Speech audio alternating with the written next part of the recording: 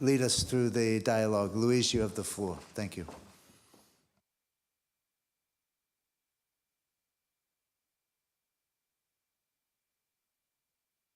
Are you having trouble with your mic? You got it now?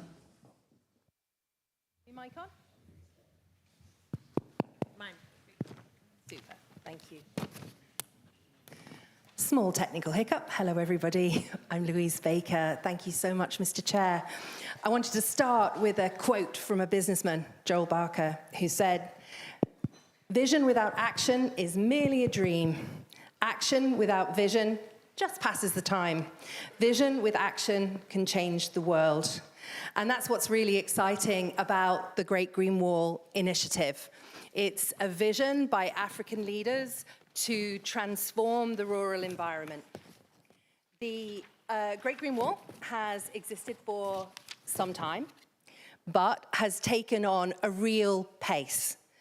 11 countries are committed with to a target of 100 million hectares of land to be restored, 250 million tons of carbon to be sequestered, the creation of 10 million jobs with the restoration of land in an 8,000 kilometer stretch from Dakar to Djibouti.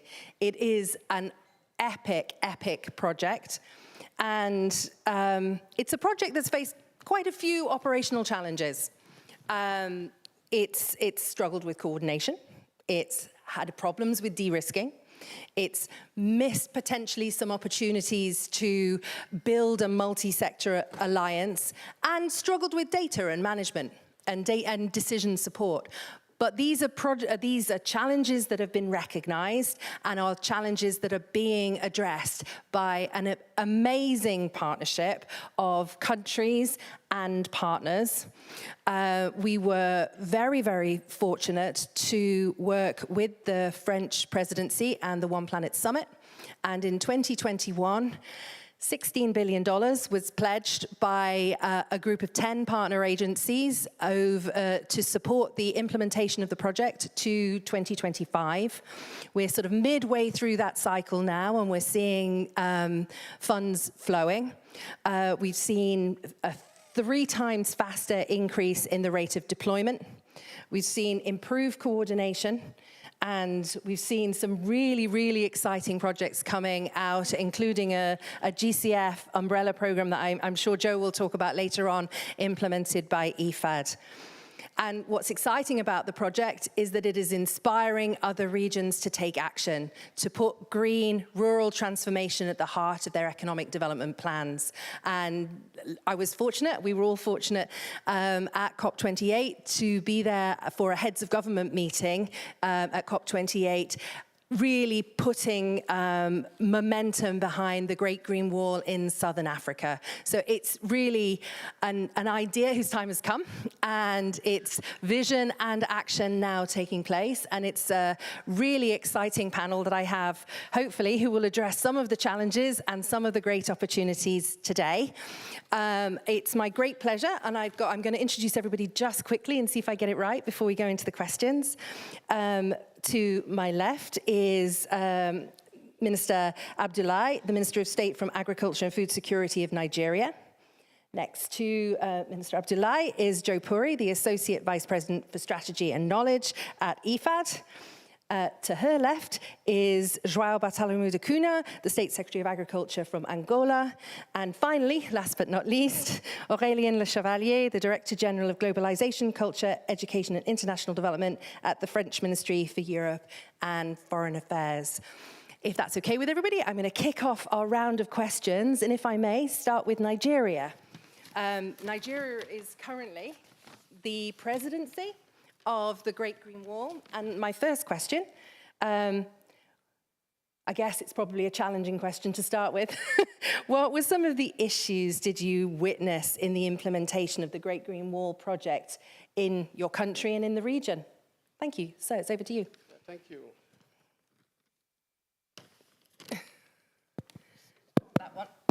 Okay. There we go. All right. Thank you very much. First, let me thank IFAD for putting all this together and to give us this platform to express, one or two things about those projects that are at the heart of bringing livelihood issues to our communities. Like you all know, of course, Nigeria is part of this very great project because we have more than 11 states that are impacted by the challenges of desert encroachment, desertification, and all the other challenges that are brought about by climate change. In Nigeria today, if you look at states from Borno, Yobe, Bauchi, Jigawa, Kano, Katsina, Sokoto, Zamfara, and Kebbi State, all these states are at the front line of all of these challenges. And within that context, because of the agroecology they are located in, which is the Sahelian area, we are beginning to witness increasing impact due to pressures from displaced communities in these areas that are now impacting negatively on the savanna and the Guinea savanna. Because the savanna belt is in the middle of the country, and increasing pressure from communities that are running away from the challenges of insecurity in most of these areas.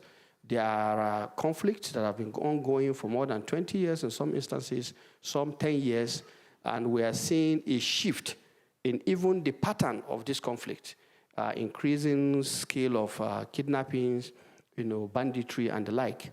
So all of this is impacting on that particular area. Now, it is safe to say that all of this is because of the poor resources of that region. And so the opportunity offered by this Great Green Wall project is not in doubt. However, let me quickly add here that, of course, the Federal Ministry of Agriculture and Food Security is only now being onboarded in a more serious level because the project is actually domiciled in the Federal Ministry of Environment.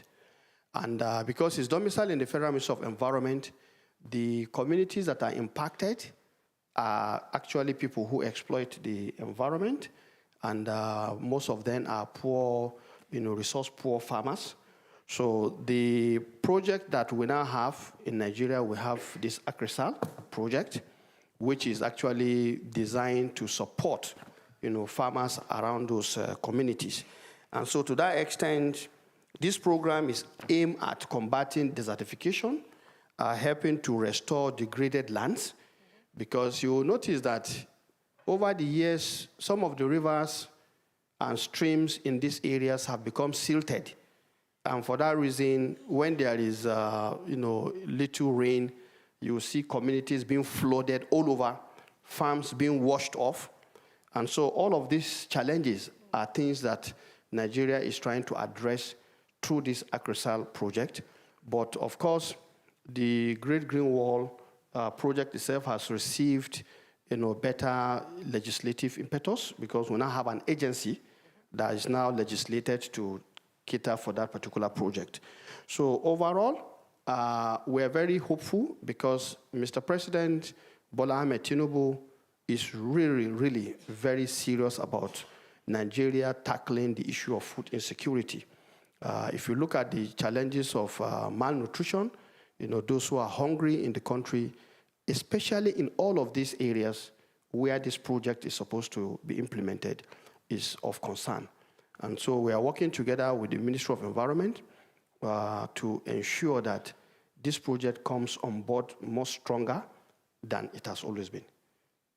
Thank you so much. I think that's a really important point, the link between environment and agriculture, really making the project operational on the ground, and some fascinating challenges that you've identified there in Nigeria that I think are common to many of the countries in the region.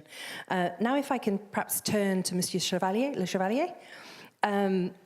The Great Green Wall has really taken on a lot of impetus since the One Planet Summit and the launch of the Great Green Wall Accelerator that we're absolutely delighted to host at UNCCD. Can I talk perhaps and ask you about what was your thinking, what was your ambition about the Great Green Wall Accelerator and the One Planet Summit? Please, sir, you have the floor. Microphone. Merci. Thanks so much. Thank you, Louise. Thank you as well to the Ministry of Finance and the Economy thanks to them for welcoming us here, and thanks to the IFAD teams as well that have organized this dialogue on the Great Green Wall Initiative. The Great Green Wall Accelerator, as you were saying, Louise, is part of this big common project, which is the Great Green Wall project, and you've reminded us of the different objectives when it comes to land restoration, CO2 and carbon capture, and the creation of green jobs.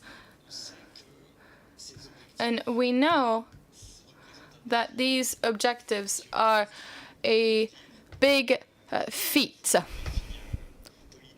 They are political challenges, security challenges. There are also issues linked to local development and rural development. And we also have to keep in mind climate change, which is accelerating, and that every year is causing more and more damage, issues, and disasters. So we're really, time is ticking and we're running behind the clock. And so to face these challenges, during the One Planet Summit, we collectively suggested to implement an accelerator. So the accelerator has two objectives.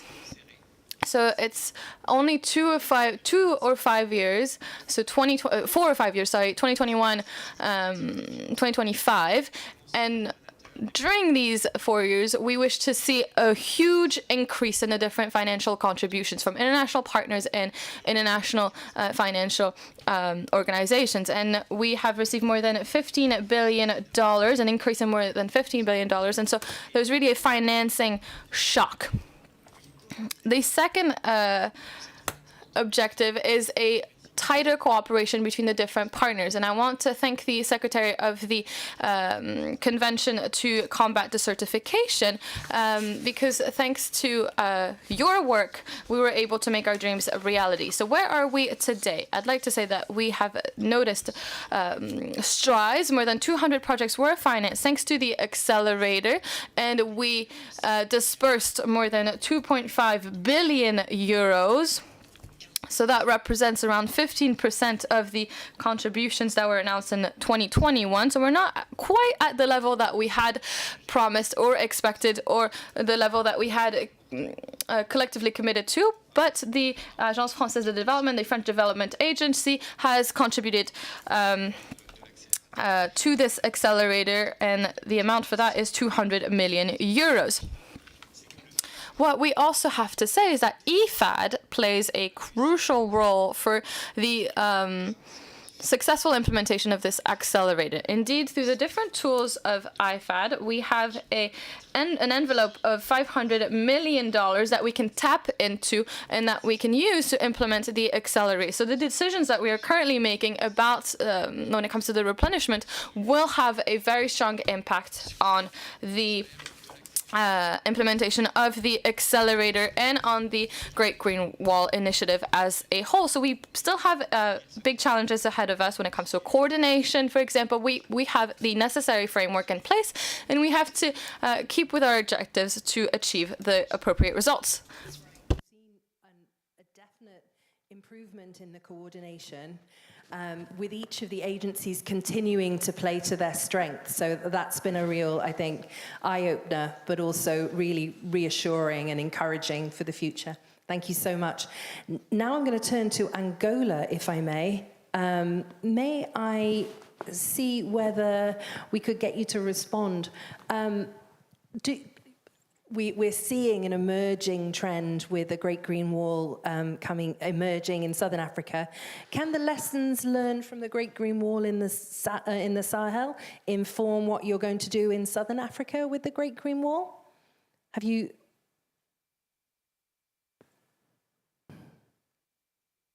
Merci, tout d'abord. Thank you very much.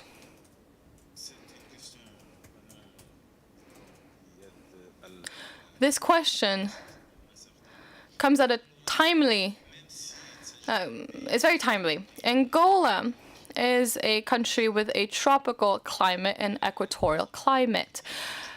And yet there's a part of our country where we have deserts, and we have the same issues as the Sahel does. And we notice greater and greater desertification. And we must act now. If not, the populations that are located along the coastline will have issues. And that is what we notice. Second thing we notice on the ground is that trees are being fell down. Why? Because the different populations need wood. It allows them to face their needs. They use it as fuel. So this is a second issue.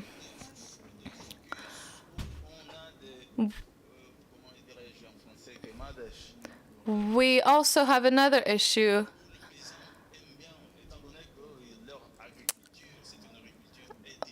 Indeed, farmers are burning down wood as well to make coal. And so this is another issue, to make charcoal. And so we implemented policies to face the situation. What types of policies, you may ask? Well, we have a directorate that is working on forests. And we are planting trees. We are distributing seedlings in these communities. We also have another program that we are currently implementing, which is a stock taking of the Angolan forest. This is a project that will allow us to take stock of what we have in a very detailed manner and see what is happening in our forests. Other key elements, we see deforestation at the riverbeds. And this is another challenge that Angola is currently trying to address. We are trying to find solutions to fight this issue.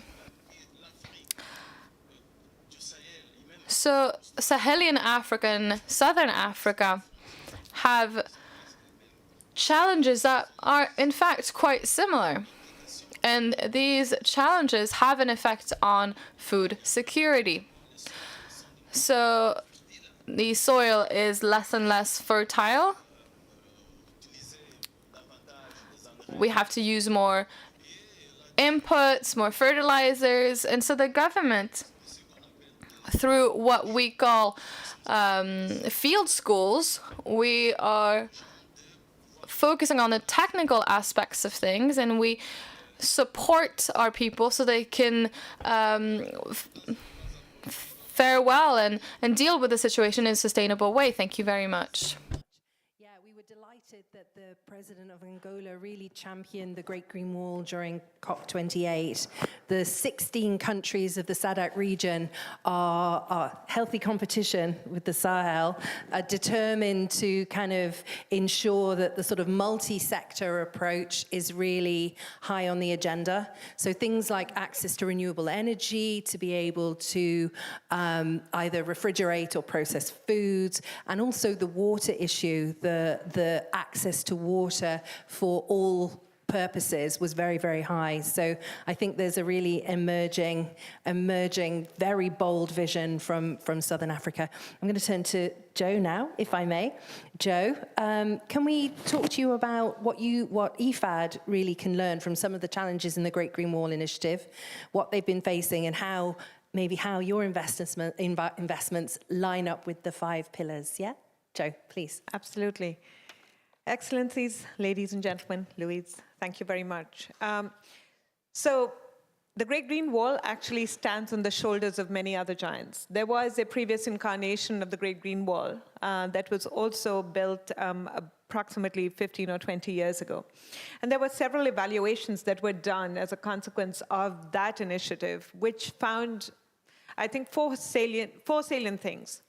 First, that we've got to think about climate and development in an integrated way, and we've got to think about how we bring together access to finance, land tenure, building value chains, local participation, and rural development with climate and finance all together in integrated formats.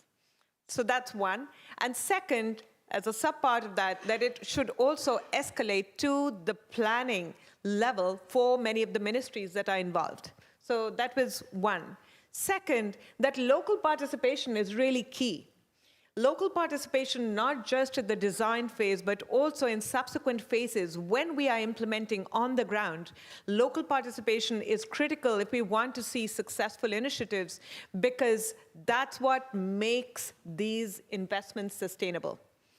The third one is really that, yes, finance is important, but we've got to think about partnerships. And the focus on multilateralism that I think the Great Green Wall Initiative has done a huge and a creditable job of is really key. One of the key things that we are seeing with the Great Green Wall and the countries that you described as well, Louise, is given that it goes all the way from Dakar to Djibouti, is that many of the problems we are facing are transboundary. They're not just local to one country or the other. So it requires international institutions that are committed to global and to public goods really to come together and to coordinate so that we can work with national governments and find solutions to those transboundary problems. And then last but not least, I think what is really important is that we've also got to, while these are transboundary problems, we've got to think about what happens locally. And we are seeing, all of us are seeing the emergence of the localization agenda becoming the re-emergence of the localization agenda. But clearly recognizing that we've got to work in the context of the countries that we are working in and not be providing top-down solutions is really key. And I think these four things are some of the salient features, I think, of the Great Green Wall. One last thing. As part of partnership, and I have to say, it's difficult, but it needs to be done, having integrated results frameworks that then can really nudge all agencies, all governments, all planning processes in the same direction are really key. And that's what the Great Green Wall Initiative has taken on board. Thank you. Thank you. Thank you very much, Jo. 2 points taking away from that. Certainly on the integrated and harmonized results framework, that was a lot of work at the beginning of the accelerator process to get the partners internationally and then the countries as well to agree on that framework. But it's really helping us measure progress and see progress on the ground.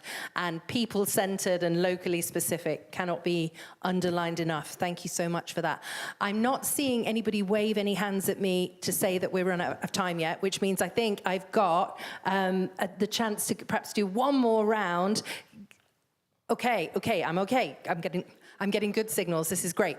So I'm going to go back round for a second round of questions, and hopefully we can keep it nice and short and focused so that I don't squeeze any more of your time. But we really want to get your thoughts about looking forward. So maybe if I turn back to Nigeria, yeah? So as president of the Pan-African Agency of the Great Green Wall, which is the African organization that's leading the implementation of this, what's the way forward to improve coordination at national and regional levels to make sure we really have got, coherence? It's a matter of coherence in implementation and monitoring of the projects. Can you hear? Yeah, thank you very much. I think the question is very straightforward. We have a common problem, and I think what that means is just like I think you mentioned earlier, that the problems are actually transboundary, and because different countries have different contexts to the problem, what is important is for us to create a very strong platform for engagement, platform where we can share context and understand the issues around whatever solutions we want to put on the table. So for us in Nigeria, we realize, the strong need for us to provide leadership and to also bring a leverage on our available resources within the context of both institutions and then, human capacity. And I want to say that with the AgriSal project that we have, these issues have now come very strongly to the front burner. And the Federal Ministry of Environment and the Federal Ministry of Agriculture have been charged to work very strongly together. And I think, of course, with the president being the chairman of ECOWAS, we really understand that, yes, we need to bring all the institutions together. Now, you also know that there is SILS, the agency that is responsible for managing issues around the Sahel. Nigeria is playing a much stronger role now, unlike before, where we are really not too interested. But I think all the challenges that are staring us in the face really means that we need to come to the table. And Nigeria is more than prepared to do that. Going forward, that is the way to go. Fantastic, great. So Nigerian leadership we can count on. Yeah, marvelous, fantastic. I'll hold you to that.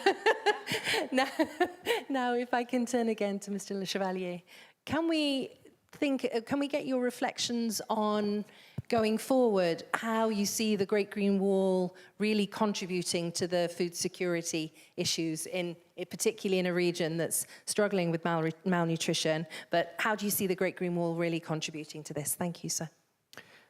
Merci beaucoup. Thank you very much.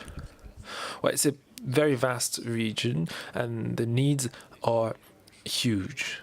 So how to pick the best projects, these projects that will contribute the most to food security, which will contribute most to land restoration, that's really the crux and the main question we need to ask ourselves every day, how to pick the projects. Our vision, which is a vision that needs to be built collectively, is that it is important to have targeted projects.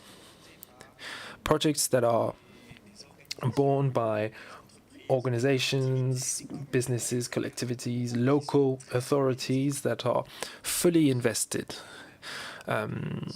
Stakeholders who suggest their own solutions, and we're only here to work with them and support them, not to choose instead of them.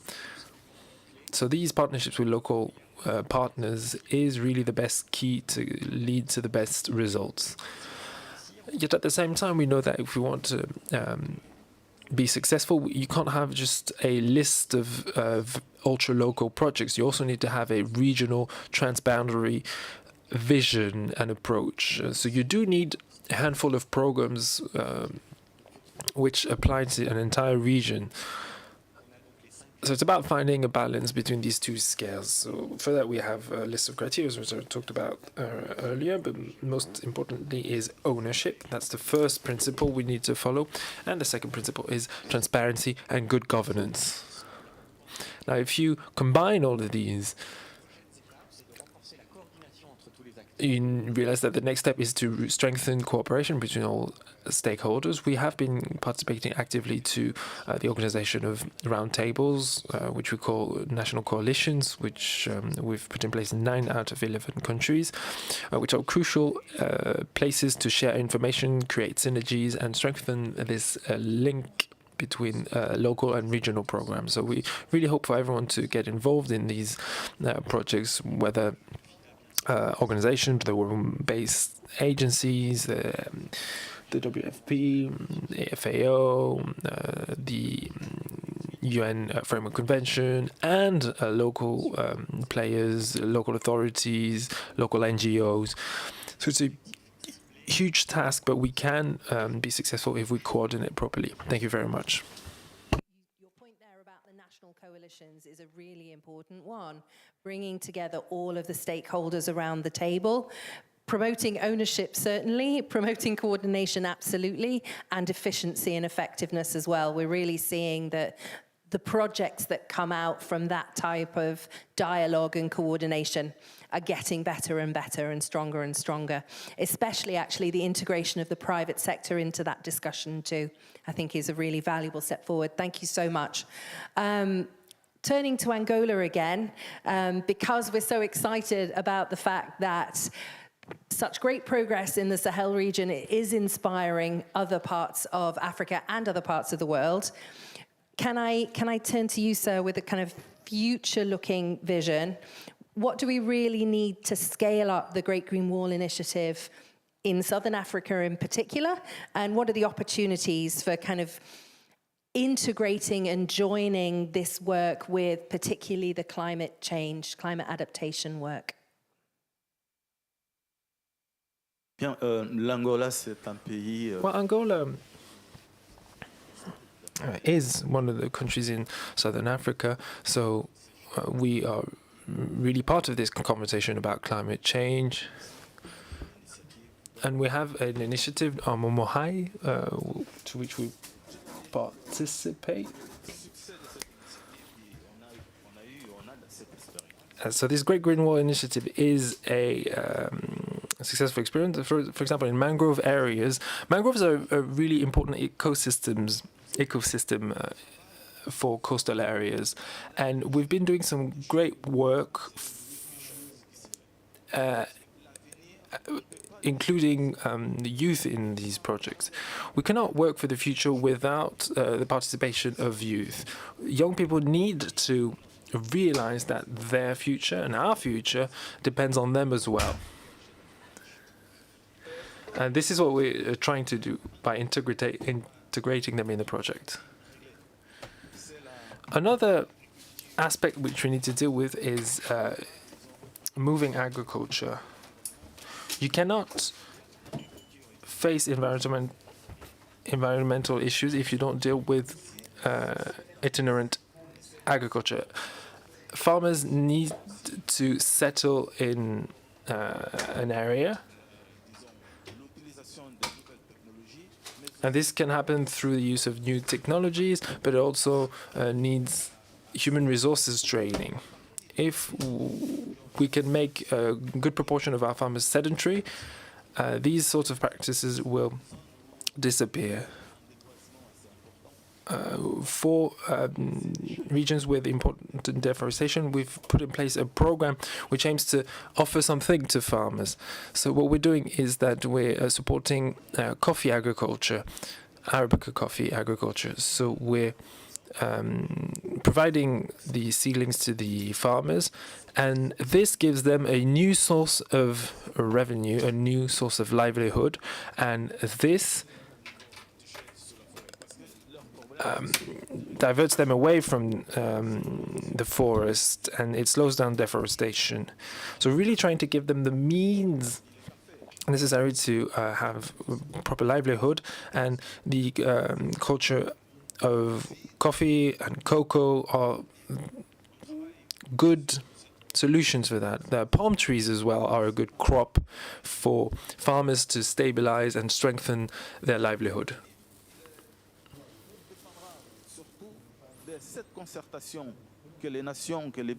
So, turning towards the future, it will rely on the international cooperation. One country alone will never solve climate change, so we do need to work together, and we need to be able to implement regional projects and programs which work together towards solving climate change-related challenges.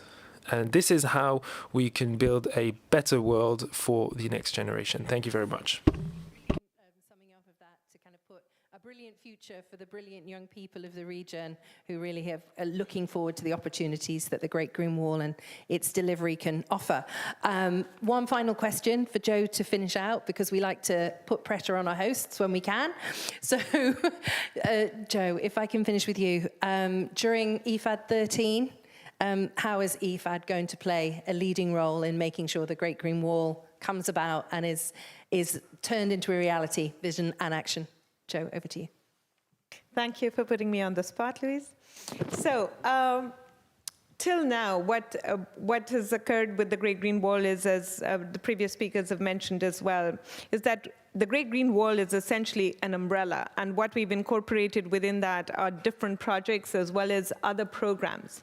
IFAD itself has designed approximately 30 projects under this overall initiative, and we've dispersed of the 500 million that we've committed, we've dispersed already 160 million. But the important thing is then seeing as to whether we are going to be able to see impacts on the ground or not. And frankly, that's why we are all here. So in the context of many of the countries, two important things have occurred that will also keep us quite busy and hopefully demonstrate by action as we go forward.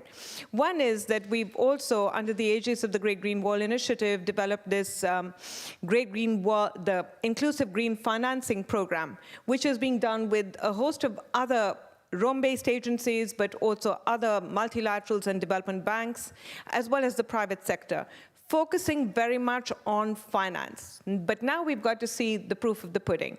And here, within the initiative, what IFAD and its partners, including the GEF, the GCF, including private sector agencies, as well as the African Development Bank, really have to see is the extent to which these green credit lines are showing results on the ground. Green credit lines are low tenor, long